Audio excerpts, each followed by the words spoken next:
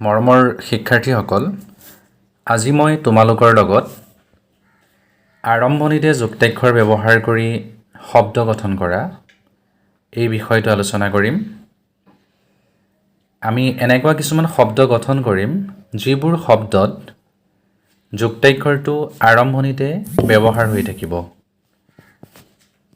আহাচোন তেনে কিছুমান শব্দ আমি চাই লওঁ। প্ৰথমে আমি লৈছোঁ এইটো যুক্তাক্ষৰ গৈৰগ্ৰ।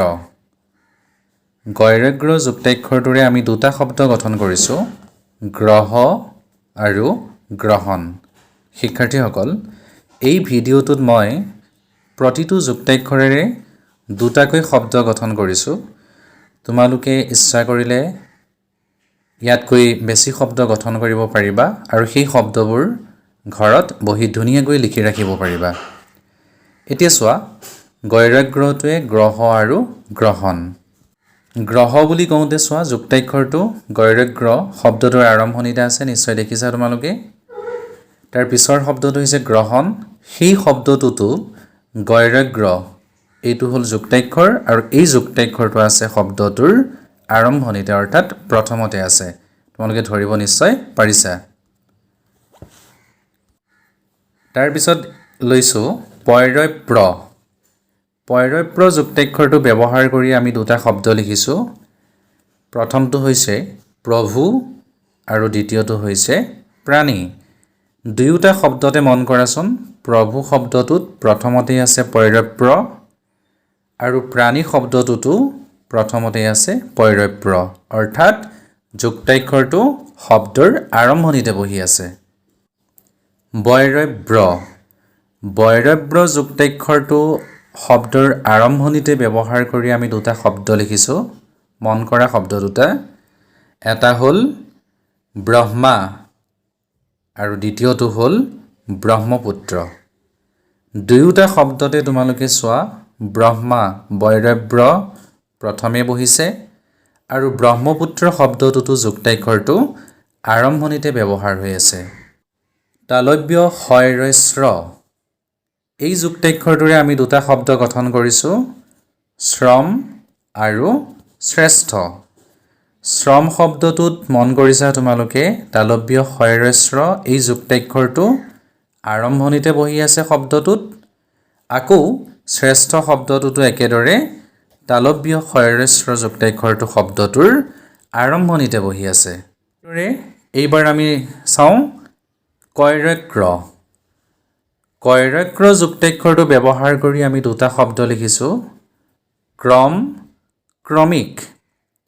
দুয়োটা শব্দতে আগৰ কেইটাৰ দৰেই কৈৰক্ৰ যুক্তাক্ষৰটো আৰম্ভণিতে ব্যৱহাৰ হৈ আছে।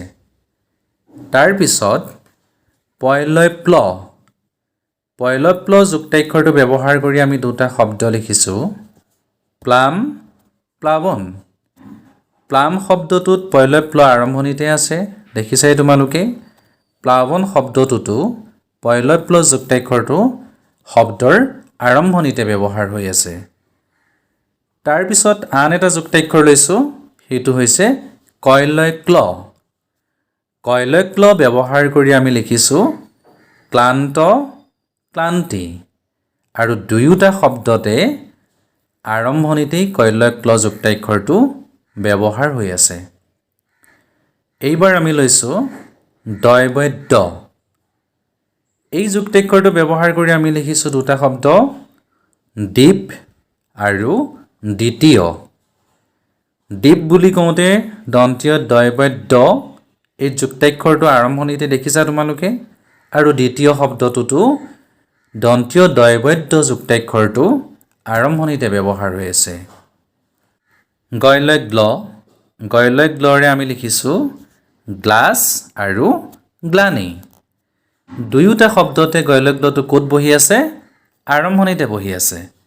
গতিকে আমাক যেতিয়া গৈলগ্ল যুক্তাক্ষৰটো আৰম্ভণিতে ব্যৱহাৰ কৰি দুটা শব্দ গঠন কৰিবলৈ দিব, আমি গ্লাছ লিখিব পাৰিম আৰু গ্লানি লিখিব পাৰিম। আন শব্দ তোমালোকে ভাবি লৈ নিজেই লিখিব পাৰিবা। এইবাৰ লৈছোঁ জৈনজ্ঞ। এই যুক্তাক্ষৰটো ভাঙি দিলে কি ওলায় বাৰু জানানে তোমালোকে? বৰ্গীয় জ যোগ ন্য। সমান জৈনজ্ঞ। এই যুক্তাক্ষৰটোৰে আমি দুটা শব্দ গঠন কৰিছোঁ, জ্ঞান আৰু জ্ঞানী। জ্ঞান বুলি লিখোঁতেও আমি জৈনজ্ঞটো আৰম্ভণিতে প্ৰয়োগ কৰিছোঁ আৰু জ্ঞানী শব্দটোতো এই জৈনজ্ঞ যুক্তাক্ষৰটো শব্দটোৰ আৰম্ভণিত ব্যৱহাৰ কৰিছোঁ। তোমালোকে সকলোৱে নিশ্চয় ধৰিব পাৰিছা।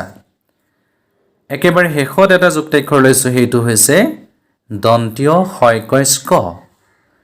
দন্তীয় শইকস্ক যুক্তাক্ষৰটো ব্যৱহাৰ কৰি মই দুটা শব্দ লিখি দেখুৱাইছোঁ তোমালোকক। এটা হ'ল স্কেল আৰু আনটো হ'ল স্কুল। স্কেল বুলি কওঁতে দন্তীয় শইকস্কটো ক'ত বহিছে বাৰু? আৰম্ভণিতে বহিছে। আকৌ স্কুল বুলি কওঁতেও এই যুক্তাক্ষৰটো দন্তীয় শইকস্ক যুক্তাক্ষৰটো আৰম্ভণিতে বহি আছে। এনেকৈ আৰম্ভণিতে যুক্তাক্ষৰ ব্যৱহাৰ কৰি আমি বহুত শব্দ গঠন কৰিব পাৰিম। মই আৰম্ভণিতে তোমালোকক কৈছোঁৱেই যে প্ৰতিটো যুক্তাক্ষৰেৰে মই তোমালোকক দুটা শব্দ গঠন কৰি দেখুৱাইছোঁ। তোমালোকে এই যুক্তাক্ষৰবোৰেৰে আন কিছু শব্দ গঠন কৰিবলৈ ঘৰত নিজেই চেষ্টা কৰিবা।